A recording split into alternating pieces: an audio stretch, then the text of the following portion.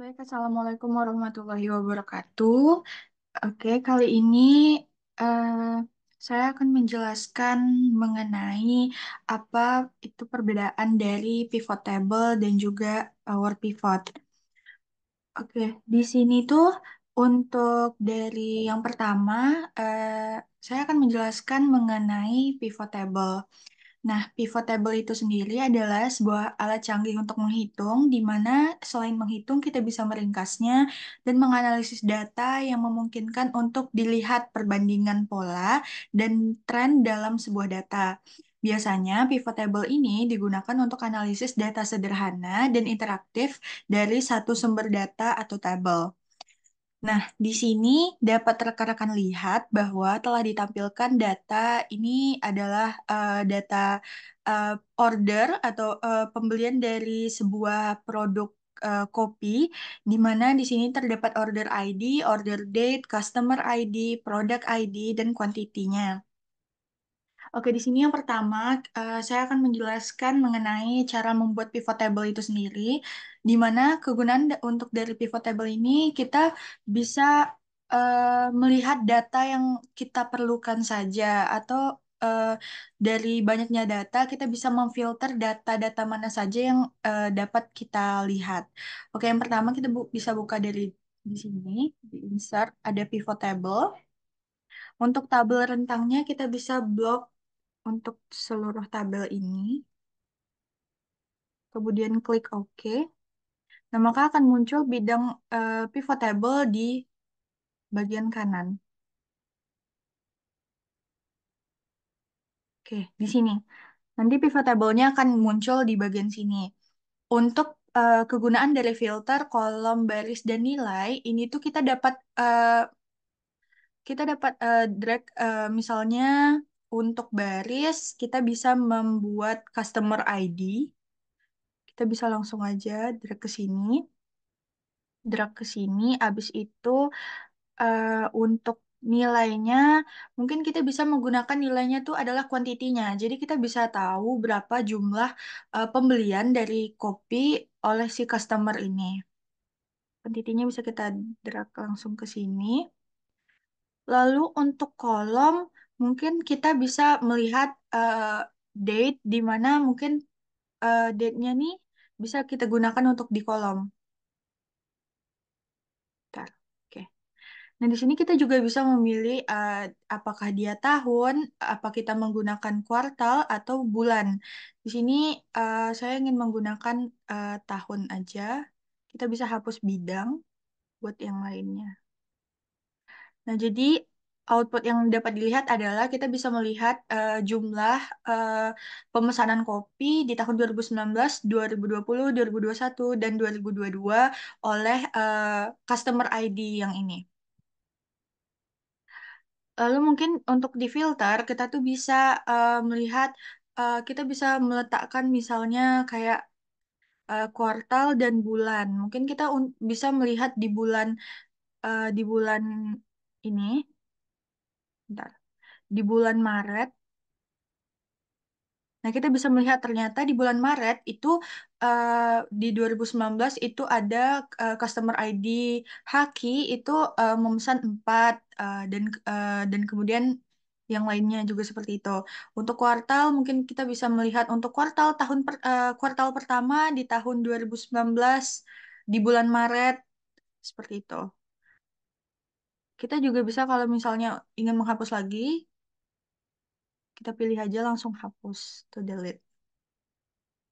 Oke, mungkin itu untuk penjelasan mengenai pivot table. Selanjutnya, saya akan menjelaskan mengenai eh, bagian dari power pivot. Yang sebelumnya kita tutup dulu.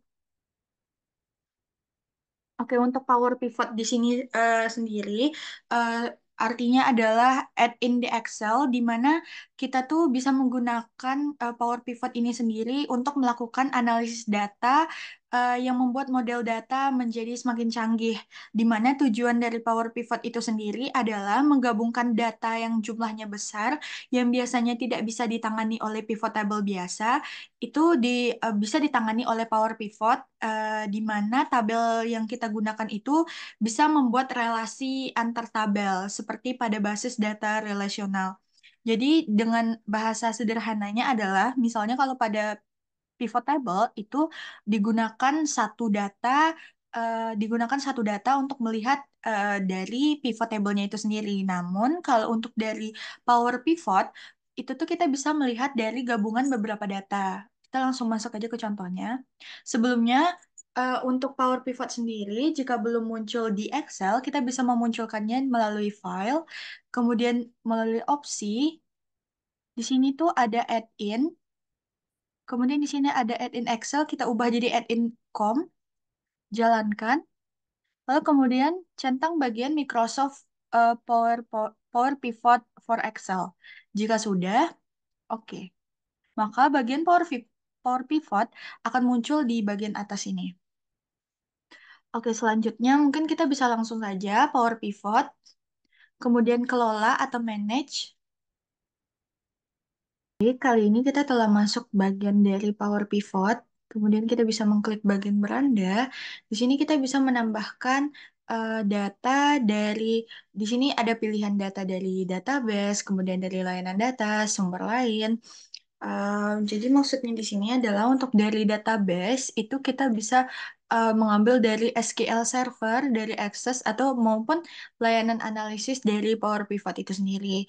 Sedangkan kalau untuk di bagian dari layanan data ini tuh bisa dari website, datanya kita bisa ambil dari website. Tapi kalau dari sumber lain itu kita bisa mengambil dari file yang telah tersimpan di komputer ataupun PC laptop yang kita punya. Jadi di sini saya akan mengambil datanya dari sumber lain atau eksternal. Di sini kita bisa memilih bagian file Excel, kemudian berikutnya, kemudian kita telusuri datanya, kita bisa memilih customers yang pertama, kemudian open, dan centang bagian gunakan baris pertama sebagai header column.